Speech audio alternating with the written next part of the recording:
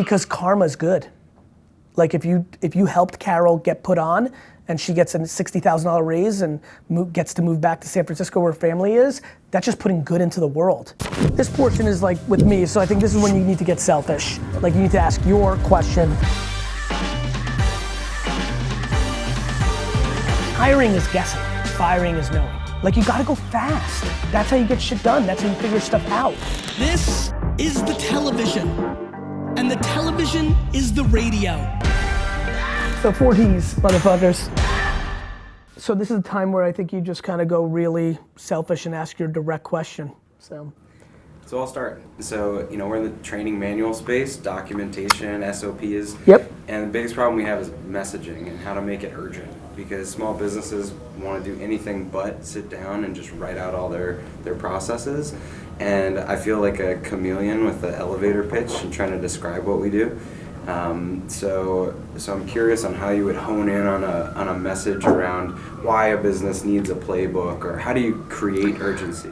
So it might not be urgency, so let's start with that. But one more time, because I want to really understand.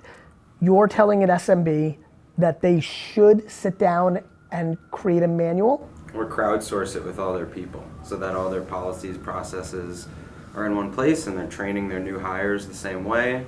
And as they grow, everyone's doing things. And you want all that information to sit on your platform? Yeah. As a SaaS business? Yes. Understood. So we've got about I don't think you should make, it's not about urgency. Okay. I think it's about money.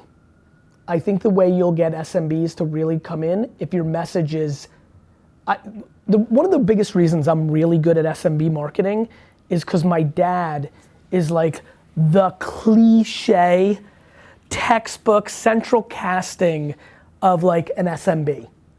Everything's defense.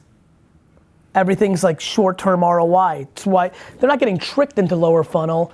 It's just lower funnel is what they do. SMBs don't build brand. They're in the sales business. Everything is short-term. It's the nature of the beast.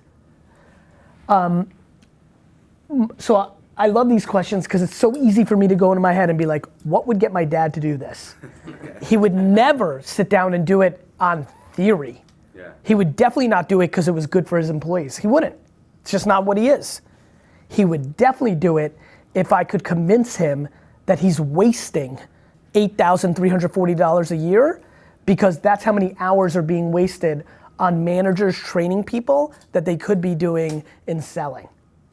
You need to turn this into a financial thing. Okay. You make one fucking smart video that shows like humans equal money and they waste time because they're telling Rick what to, like you just paint them the scenario. Like you walk into a liquor store, let's use that one, and you go, hey, do your managers train your new, how do your new people come on? Well, they just fucking, we throw them into the wild. And do they make mistakes and wrong stickers are put on things and you lose money? Yep. And do sometimes your manager have to ring up people at the register because they didn't know what to do at the register? Mm-hmm. Like, do you understand how much that's actually worth? If you take your average manager who makes $65,000 a year and you take 89 hours a month, and you have to make this binary math. It's an ROI thing. ROI thing. How much does your product cost? It starts at $99 a month. Perfect. You need to basically convince all of them that they're wasting $200 a month and that you're gonna give them back $100. It will kill. Okay. Money in the bank. Okay. I don't know if I've been more confident of a piece of advice in 4Ds since we started it. I'm not kidding. I'm not kidding. I'm that confident. SMBs are binarily on short-term economics. If you tell them, you pay me $100, what they're very bad at is hitting costs. Small businesses are bad at hitting costs. They're too binary.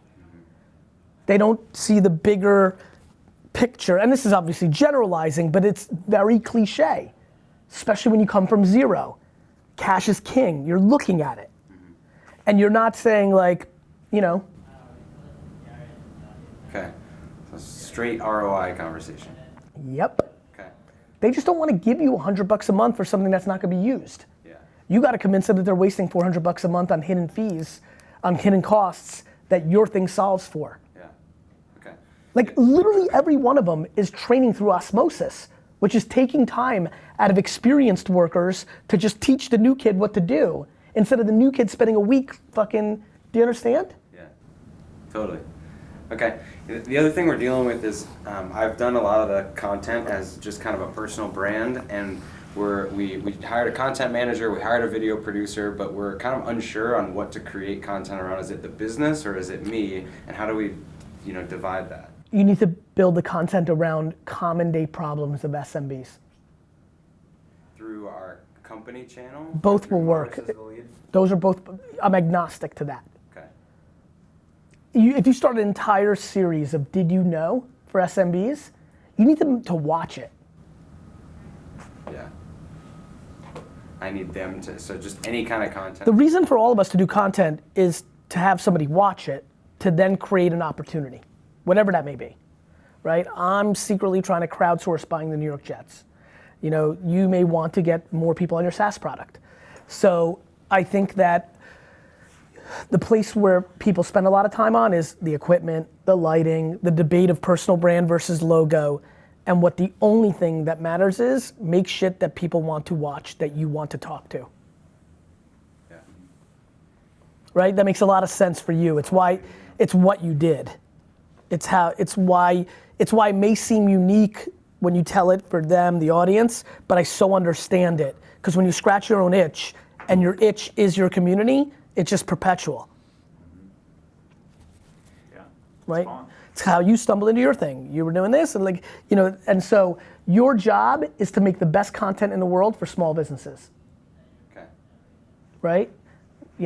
How to hire your family member. Broad, yeah. Not about documentation. Definitely not about documentation. Okay. That's the curveball. Okay. Got it? Yeah. Documentation is selfish. Making a video where you interview somebody who teaches people how to fire relatives is thinking about small businesses. Right? Right? That's what small businesses, that's one of the biggest issues every SMB has in the world right now. How do I fire my loser cousin? My fucked up aunt? How do I limit my grandfather's yelling at me? It's human stuff. Yeah. You become that. That's what I always talk about. Be the media company, and don't make content that's literal to you. Okay. One of the challenges we were talking to Russ about a little bit was just what has allowed us to scale this far is just with direct response ads on Facebook and Instagram. Makes sense. And so we have gotten really good at identifying the pain, the solution, here's the product. It's good. But we haven't put too much into the building the brand equity around the content like what you're talking about. And that's what you want to do because it's going to get your CAC and your LTV numbers in a much better place over time, especially when what happens next to this whole Garyvee era, where a lot of people have won off of the thesis, is enough money comes in where the ads don't work anymore. That's what happens next. Let me tell you what 2022 is going to be about. Everybody that plays, that's why I'm glad you're here.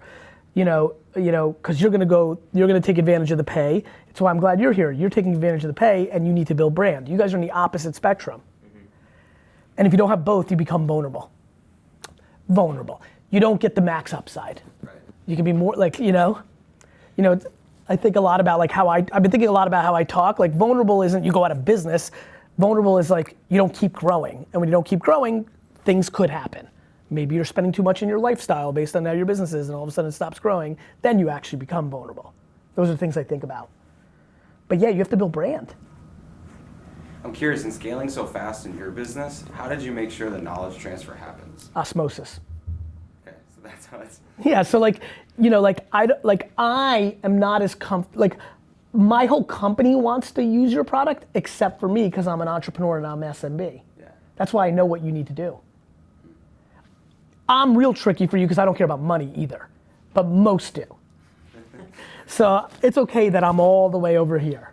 Yeah. I'm not gonna be the guy, but for the SMB that doesn't want to do it in the proper way and wants osmosis, she or he will take you up on, I will save you $4,000, here's how. And by the way, we wasted enormous time on senior people, training people through osmosis.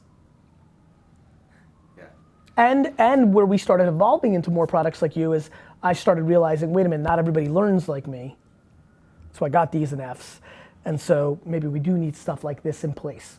Mm-hmm. Do you think that, have you seen B2B SaaS products leverage influencers and celebrities and that sort of thing? They will. Effective way? They will. Okay.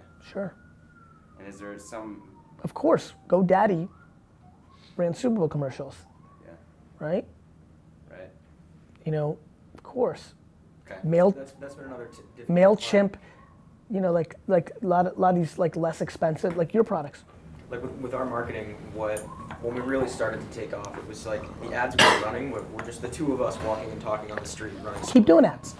And we got to a point where we tripled our team. Yep. And felt like we should be producing more production, and It didn't care as yeah, well. it didn't go as well. So Just keep it raw. Keep it valuable. It's not about raw. It's about valuable. Star Wars is valuable. I go into a theater, I escape from my real life for 3 hours. Like, it's escapism. You guys doing high production is not escapism. Keep it valuable. You made a commercial, you know, potentially. Okay. Yeah, like people think raw production. I think value, not value. Making a video that looks great, but it's just there for you to get a sale is less valuable to the other person on the other end. Right. You guys shooting the shit and actually talking about real shit clearly was more valuable. Yeah. Another thing we just did, it was kind of a test, but it felt like cheap attention, and it was getting banner ads in the airport in the concourse. Yeah. We don't have a campaign strategy yet, but if you were trying to target SMB business travelers in an airport, is there like a call to action or? I would do in that scenario, which I like real life, like media, like if it's underpriced. I like the idea of going literal. Are you a small business? Do you have a business problem? Text us and put a phone number. You collect the data. I like that. Huh. I would do that. Okay. You get first party data, you can call them, you can see it through, you can see how it's working.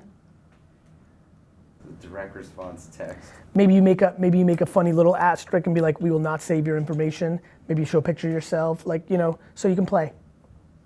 Let me bounce around, we'll come around again. Sure. I guess what I'm trying to do is build community through, I guess, first responders and then my identity markers. That's basically all I want to do is brand building. So what's And first responder, help me, just because I want to get educated. So like firefighters, ER nurses, cops, people that are Understood. first accidents. And those people, you want to get their attention to be their lawyer. No, to be the first person that everybody thinks of the hottest people on the scene to respond, to be referral.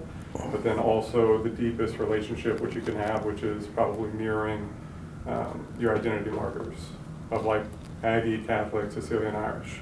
If I could have complete penetration of those audiences, I think that would be disproportionately valuable as to going after other audiences. Okay, keep talking because I want to ground this. Working backwards, you have a law firm. Yes. And we want to get people's businesses. And so first responders are incredible lead gen to that. Yes, I mean, I would say if they refer you, they're going out to the scene, they're helping people that have been in wrecks or in various different emergency I understand. Situations. If they know and like you and trust you from the sense that you've been doing content. Yep, I totally agree. The guy in town. So just as somebody who I guess, thank God, hasn't been in this scenario yet and just haven't dug in, some accident happens and the relatives that are left over that aren't at the hospital may look at a cop or a first responder and say, Exactly. can you give me a lawyer right now? Who can help us, right? Yeah, And that's all cool. about being, I just have never, hottest first to the customer, right? yeah, I totally understand. Have you considered in parallel building the most macro brand in the general area as well with the end consumer? That's what I'm trying to do through the blog. So I got a couple cameras set up. I took your long form content, Yep. six highlights, hour long, trying to get to 52 weeks so I can have full penetration. How long have you been doing it? I'm on I've taped 6, released 4. And what are you feeling so far? It's so early, obviously. You know, it's funny. I've always thought lawyers, when I first started talking about this, I'm like, fucking lawyers, right? Because in a good way. Because I was thinking, you know, if you think, like I always say, what I'm really good at is not knowing anything and asking questions, right? Curiosity and lack of education has been an incredible foundation for me. But you think about all that stuff on remnant television where the lawyers are there, right? And I'm like, you know, and then when I got older, I'm like, when I started like, just through like being in a business cocktail, you hear like some of those companies are sizable businesses, and I'm like, makes sense, right? And so when I started going to this version, no different than like, hey guys, make something that's valuable to people instead of, right? I was like, man, I even think in my earliest videos when I was talking about personal brand, I was like, be the lawyer that tells people all the real shit. Like I just feel like that's great. That makes so much sense to me. So now I understand that now. So now what you're asking me is targeting capabilities, that if you're in a town that all the cops are Irish American, like how do I win that? Like building basically within that. Cohorts. The groups, doing a party once a year with the cohorts, and then I'm gonna do a boxing thing where I wanna get all the lawyers in town, have every lawyer come, I'm gonna probably box in 6 months. And then every like year, I'm gonna have other people from different like factions within the lawyer community do amateur boxing. Love it. Where are you based? Houston. So, okay, so now that I've got the landscape a lot better, what's the question? Basically, how do I build out communities that details, 100 details that either every one idea takes to execute? How do I best go about becoming the alpha in each one of these communities? In the psycho and demographic communities, by providing each one of them what they're looking for, either in the macro or the micro of what you do for a living. So for, the reason SMB works for me so much is like, I'm trying to tell them to put out content about how to fire a relative, has nothing to do with their product, but I know that's a huge value to actual SMBs. I think the answer is, the way I think about that is, you take how many different communities do you think there are? Intuitively. There's a ton, right? But you have to narrow down to 3 or 1 or 4 that you can go really deep on. And I think what you do is you whiteboard the 10 that you think are the most meaningful, Yeah, I got them. then rank them, and then really go deep in the first 3 of like really spending time, whether reading, whether actually spending time, but it's the strategy and insights to make what makes them tick, and then providing that, whether through content form or event form. It's really one big game of reverse engineering. Yeah. Like this was something I've wanted to do for years, but until I felt like the far majority of people would leave here ROI positive on their investment, like the thought of like building up everything I've built up where like YouTube brothers don't do it and then leave and then say Garyvee's a farce, I spent $12,000 and it didn't get me anything, that's just stupid business for me. I needed to get to a place where I thought this was so overwhelmingly ROI positive, and that's how I think about everything, literally everything. Sneakers, wine, VaynerMedia, until you get to a place, and so that's just what I want you to kind of do. It's like, why? The only thing that I can do that I can think of is basically copying your model, which I've done for the lawyer aspect, and I can have all my friends come in and you can be the top lawyer guy in that community, right? But as I get more awareness in the first responder group, I would love to have a show of the firefighter comes to the car wreck, the ER nurse is the first person in the hospital, having like a little drama with people throughout the community that you have different. I don't know if you want to go, listen, you're just a creative guy, I can already sense that, so you just may want to do that. I actually think it's a little less ER and Law and Order. I think you make it a little bit more, so I'm a big fan, and I'm sure you guys have heard this about like hosting the party. I think one of the things you can do is just create a podcast network. So like I think you should go find 2 charismatic nurses and start a Houston nursing show. You're the executive producer, they're the talent, and that becomes a little viral hit in that community. You see where I'm going? I'll give you a real left field one if you want to be super creative. You could also, this is crazy, but I would love for you to do this. I think this is super cool. You could actually be the live streamer of the cops and firefighters softball league.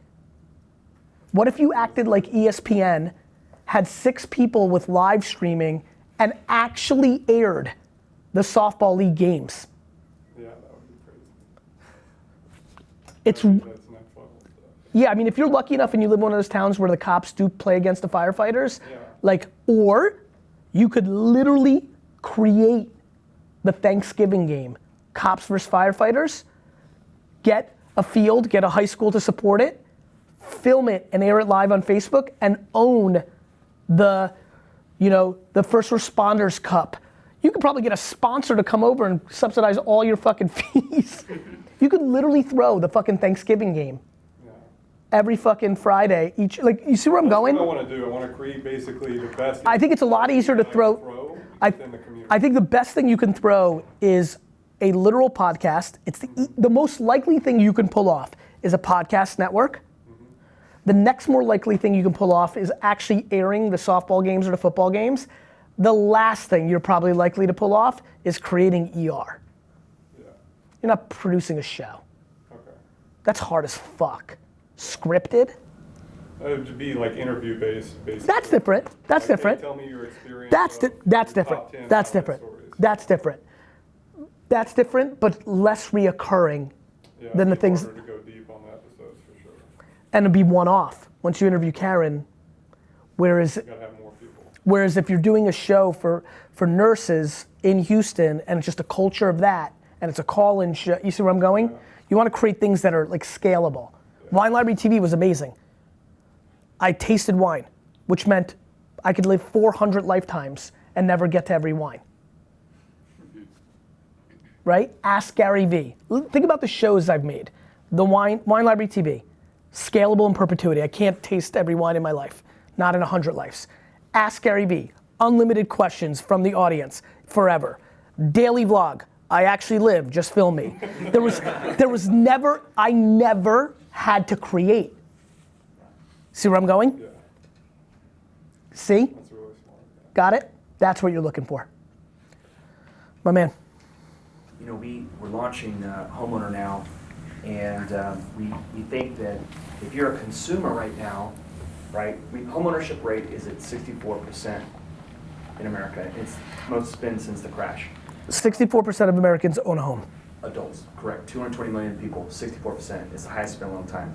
And by the way, I just so you know, like just to clear the air, like when you made your comments about like owning a home and investing, like I was all about that. Because you're entrepreneurial. Yeah, right. It's all situational, right? 100%. Yeah, and I got where you're coming from. You weren't saying don't ever own a home. I mean, it's like you got $1 million and you live in New York. Where you gonna put it? If I did a better job clarifying it. You did. That podcast you did the next week was. Yeah, I was glad I did that. But even funny, like what I really, really realize is the thing I'm most upset about, or like want to bring, upset's not the wrong word. The thing that I would wish people do, it blows my, I did it, everybody does it. The number one conversation is, let's stop overextending ourselves with our down payment. Right. It is unbelievable. Almost every single person, when they buy a home, think the home is such a great investment that they basically, every dollar they have in liquid is their down payment. Then they get a mortgage, now they have no fucking savings, and they're living for that mortgage. Brother, we live that every day. That's what like my big thing now is like, you know how like Oprah started the whole movement for like, you know, every woman in America, like go get checked up, go to the doctor on your birthday. Like I'm so proud of, like that was such a smart thing. She like found a very simple way for a lot of women during the 80s and 90s and early 2000s to remember to go to the doctor. I want to like create a rule of like whatever your however much liquid you have, half of that is what you're allowed to put on a down payment on your home, because that's where I'm seeing.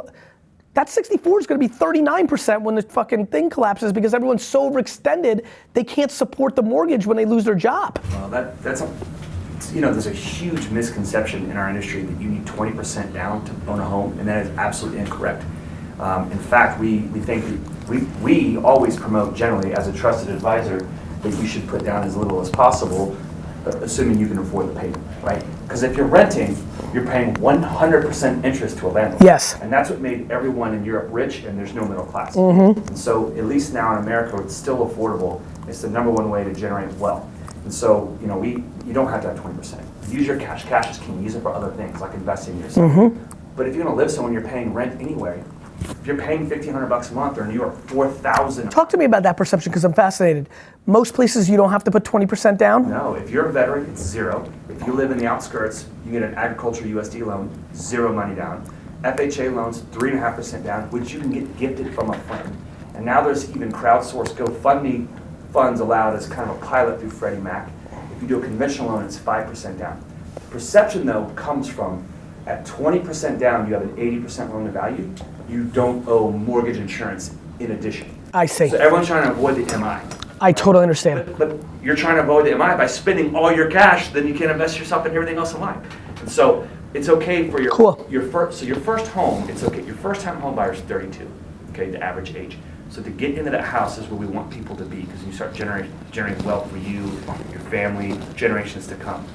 So as a consumer. Yeah, but isn't that an interesting, like just for my own like knowledge, I think it's an interesting debate, like generating wealth on something that you own 80 to 95% now to pay off, you're generating an asset in 20 years, right? Sure. It's an interesting fucking debate. But see, you actually, when you say about cash is king and not putting it down, you're actually making the argument. I understand. Of course I understand. Because you're already paying rent anyway. I totally understand. Because don't forget, the asset appreciates over time. To your point, and you're a fixed rate. to your point, what I need to add layers to is actually the livelihood I'm thinking about living in. So like, there's a big delta between, you know, what you're renting, what you're buying. It's all one big game of the same thing, which is, to your point, like how one uses their cash. Well, I love how you talked about, you know, a young entrepreneur. Like, these guys are perfect examples. Dude, good job, man. You're out of Boston. It's way warmer where you're at. You get to see him once a month. But the point is, so this dude floats around. He's a little more anchored, but you float around. Yeah. So I float around. I float around my whole life. I'm 42. You know, after I left Austin, I had my first place I bought in Austin, right? I mean, you know, so I bought my condo. I still own it. I rent it out. Mm-hmm. Someone's paying for that equity, right, on that asset. Of course. Then I lived in Chicago, then moved to Tampa. I was only there for 6 months each, moved to Fort Lauderdale. I brought multiple properties in Fort Lauderdale. I didn't sell them and use the cash to my next thing, because I saved cash. Totally. All those properties are now rented out. So someone else is paying for my retirement in my winter home if I ever get so lucky. Of course. Now I'm in Newport Beach and I bought another property there.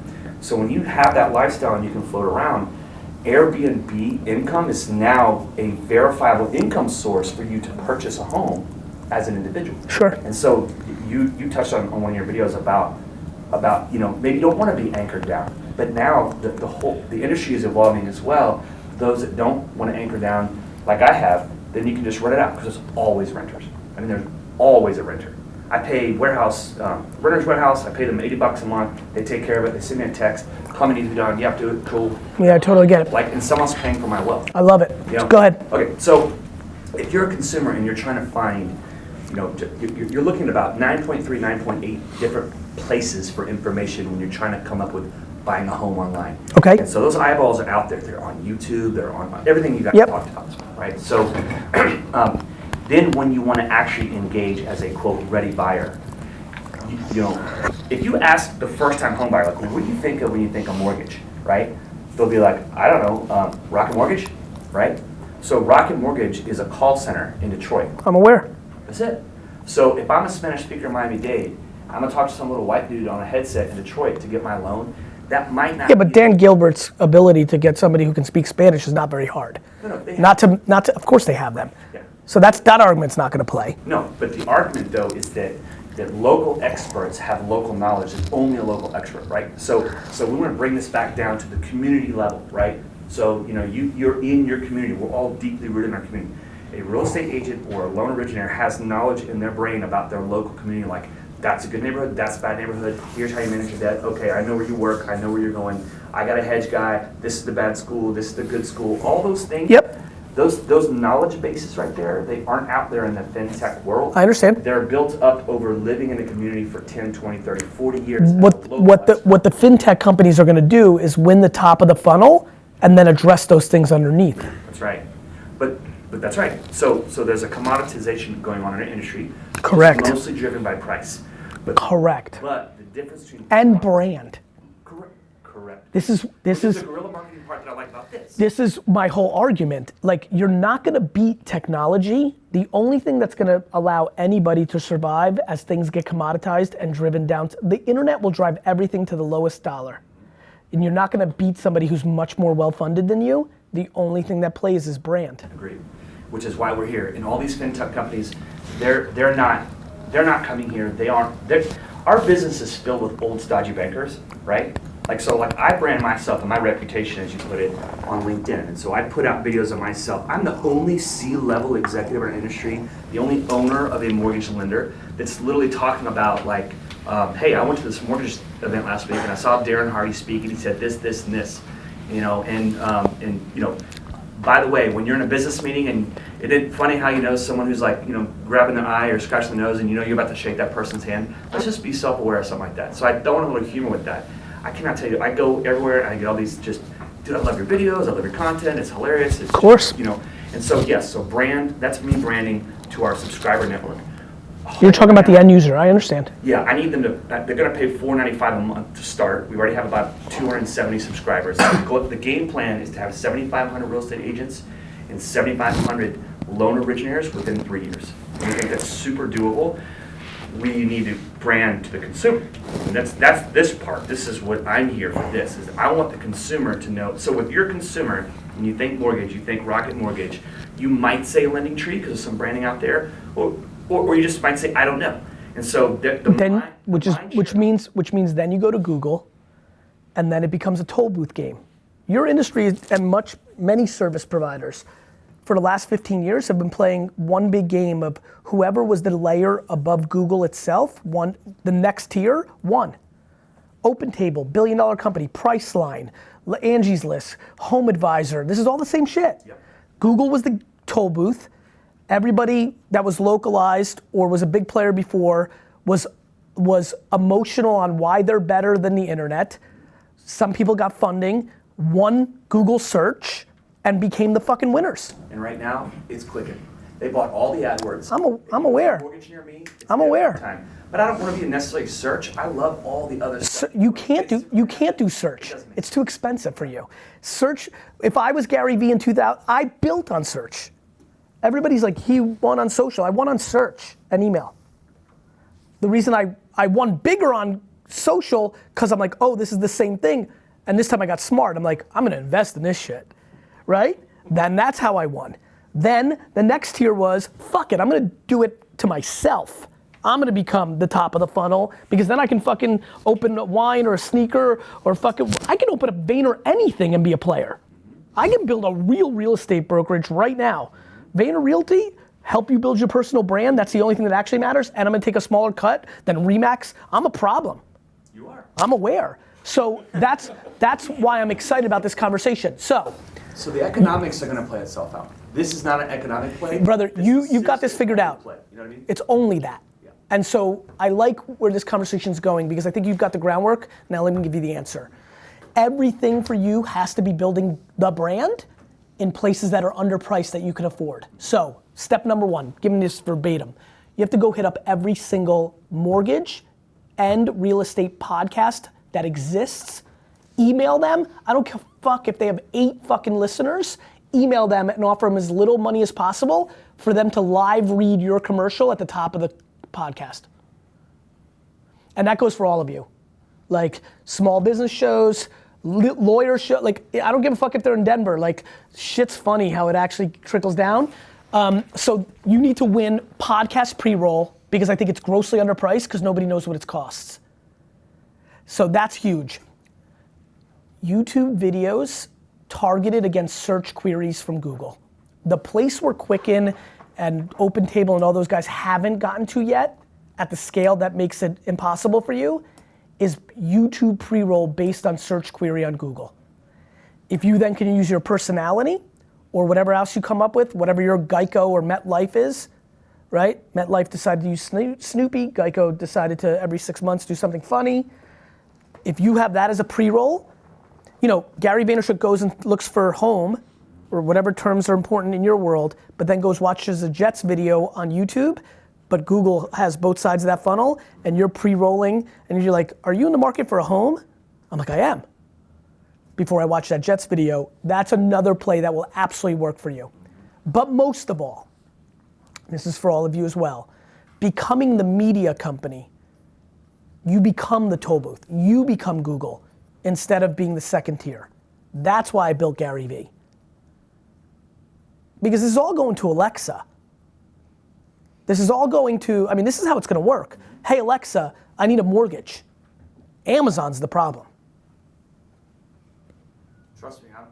Hey Google, I need a chiropractor. That's how it's gonna work. And unless you're in the business of, you know, if it's like, hey, Alexa, I need a social media agency, Alexa's the problem.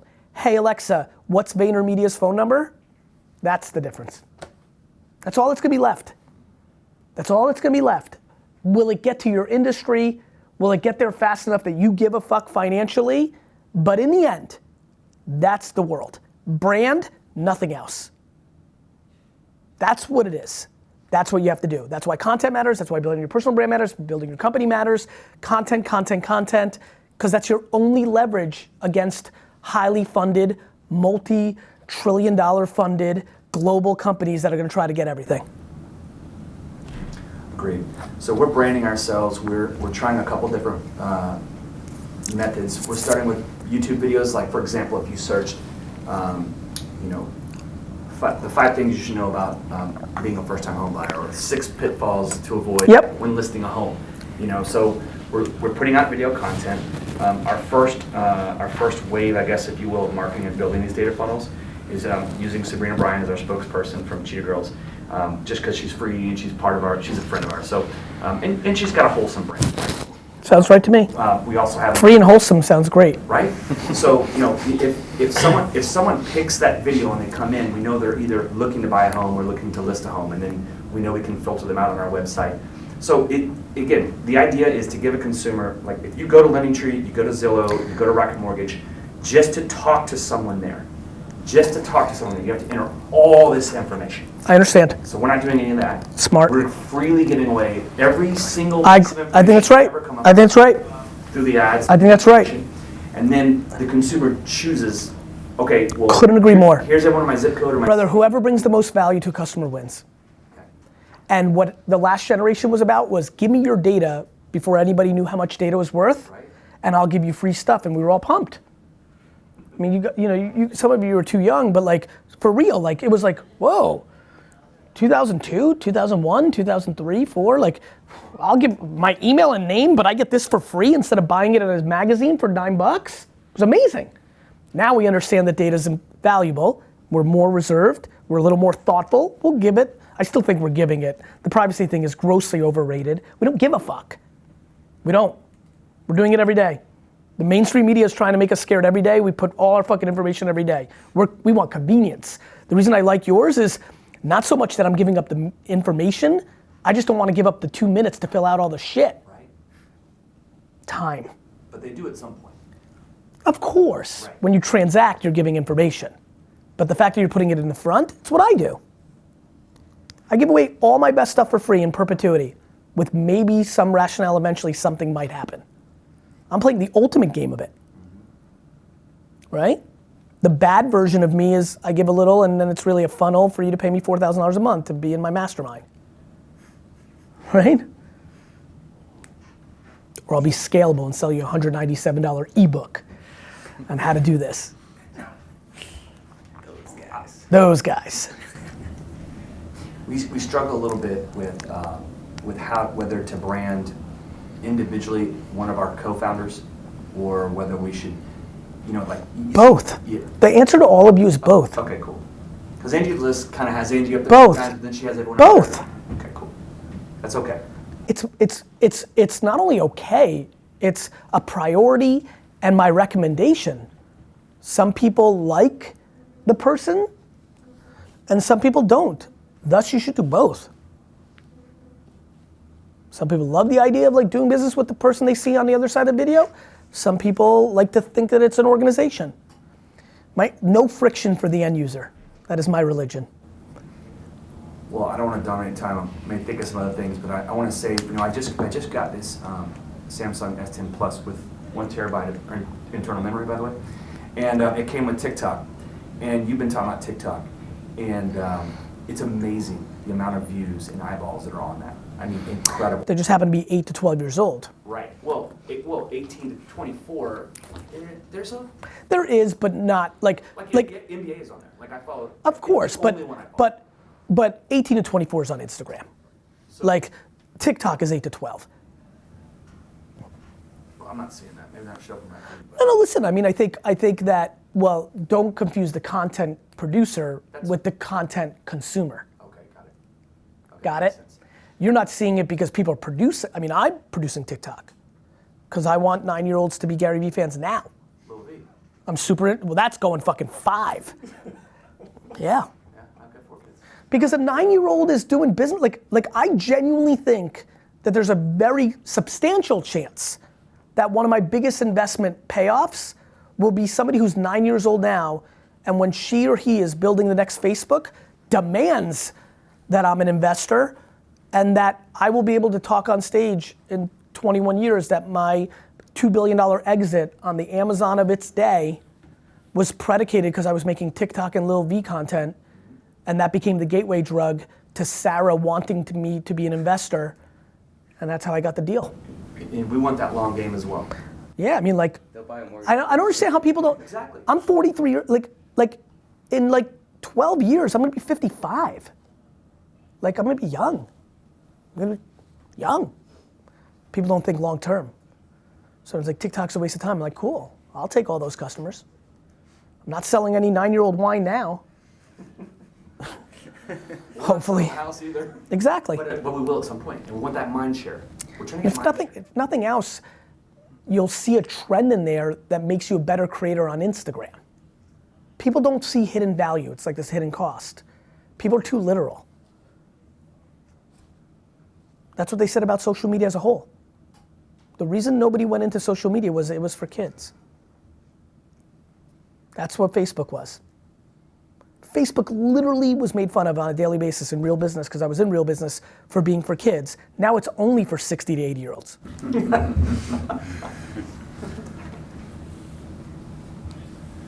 So you talk about brand.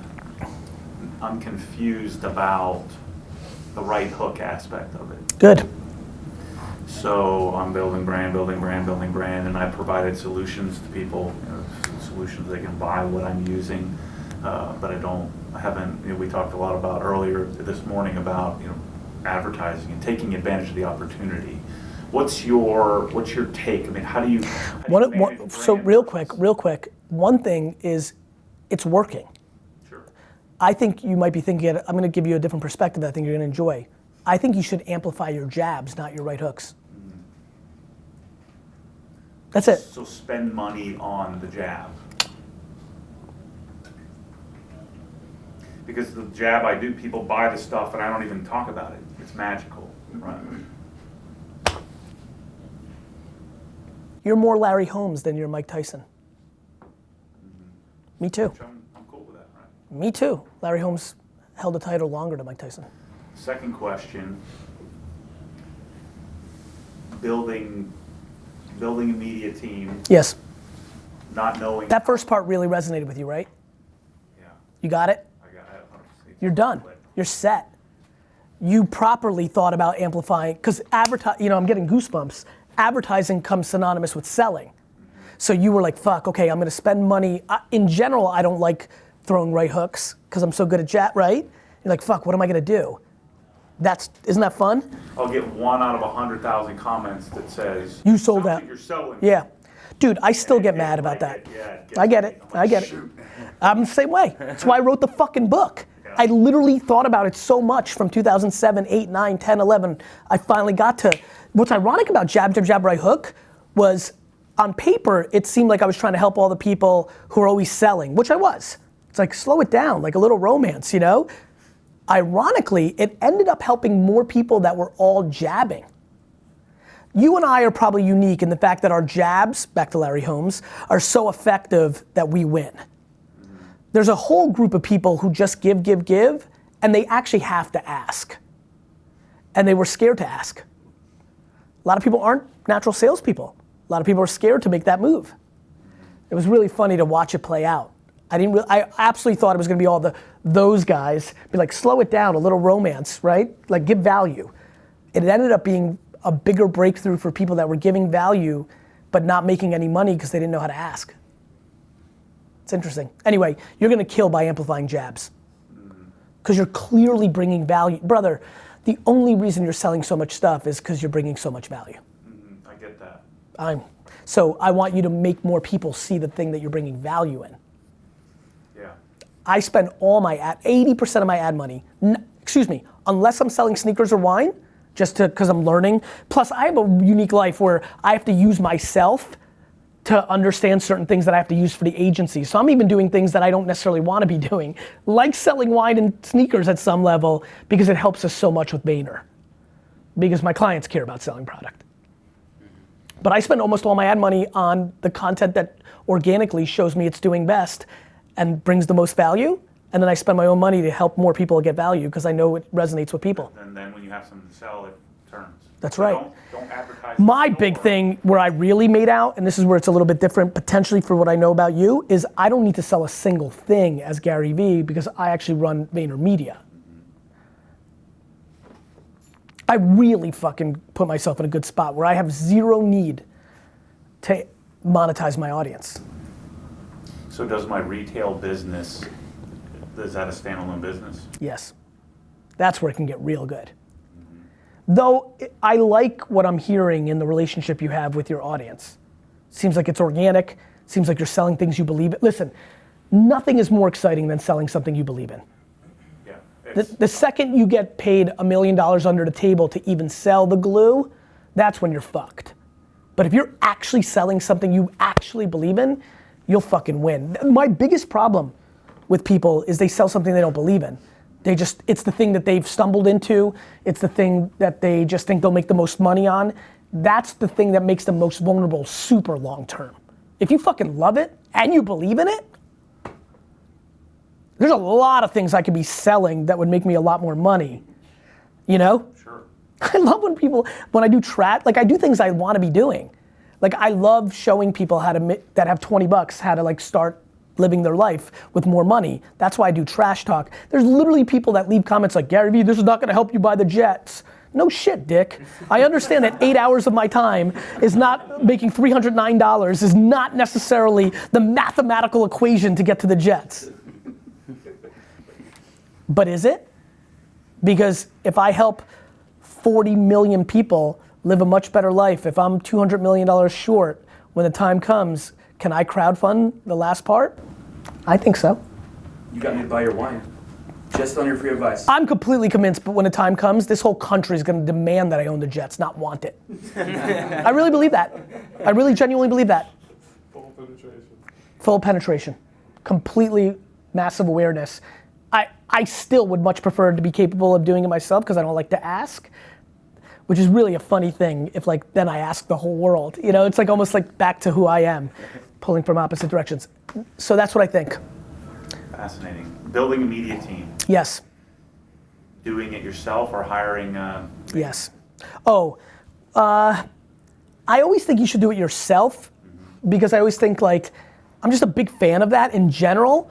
You know, we obviously aspire to be the best. Like Vayner is one big attempt to do something I don't believe in. Right. Like I believe that everybody should do everything themselves. You learn, it's cheaper, you figure it out. And my ambition, it's back to like almost like this fun world I live in. And so what Vayner's entire, Sasha for sure, Vayner for sure, is if you have to, how do I create the greatest solution to something I don't believe in? That's why it's working. It took me a while to realize that's what I was doing. Yeah, I see it. I see that why I have that. I have 3 media people, hire young, smart, talented people, and then make them better than they could ever be on their own. But you make a lot of mistakes along the way. You do, and I think that's why we built Vayner Talent. We're starting to understand it. We're starting to think about it differently. We have a new product we're gonna roll out on the gallery media side to help people start their podcasts. There's stuff I'm figuring out. I think of myself as like the Incredible Hulk, right? Like I was a scientist, I had this thesis, and I don't remember exactly, was it by accident? But like to me, I'm taking my own, like the way I decided to prove to the whole world that I was super right about how to brand was to make myself the most famous fucking person in America. From a place where people didn't think you could build that kind of level of fame. And that's kind of like the process I'm in. I think one day that whole trajectory of like, first you do marketing for your own business, then you do it for others, then you do it back for yourself. Like I almost think like there'll be a model named after me because I think there's a lot of people that will do it like me. Yeah. Let me give you an insight that might help you with this next chapter where you're building out the agency. Don't be scared for people to leave once you build them up. most people walk that fine line. Like if you build up Carol or the shop, well then Gary can hire them for Sasha. And that's where people lose. You need to create a system that everybody wants to go into. That's how I think about it. The reason I'm willing to like build up D-Rock and and I'm happy that Babin got the Adobe thing and like, Claude and James and like the reason I do that is because first of all, you have to be confident that you're bigger than all of it. If anybody's better than you, you already got a problem. Second, humans are animals. They'll sense if you're suppressing it. And because karma's good. Like if you helped Carol get put on and she gets a $60,000 raise and gets to move back to San Francisco where her family is, that's just putting good into the world. You don't pay her the 60. Look, I've been more than happy to not want to lose a good executive, but I don't pay ransom. For sure. Anybody that if they're the number one all-time person and they come in with ransom DNA, like vibes, it's already over. I've always laughed about that when somebody comes in and goes, Gary, I gotta talk to you. I'm like, you're fine. Like if they could, like it's already, like they could be the single most important person, they're already gone. Cause that's just gonna make me unhappy. That makes me feel like a fucking loser.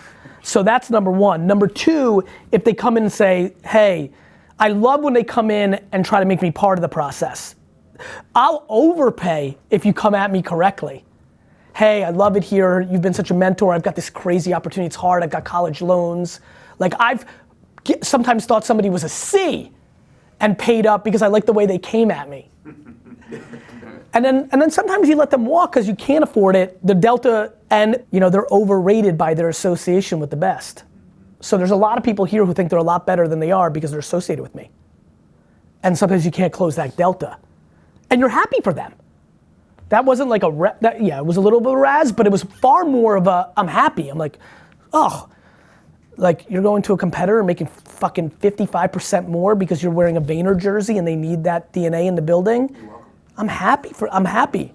Listen, good is good. There are people who've literally, on the way out of here, because we fired them, but I let them control their communications, have told people that they're quitting, have said that I'm the biggest piece of shit of all time and I'm completely full of shit, burned everything around them in their last week before they left, and 3 years later are referring business to us.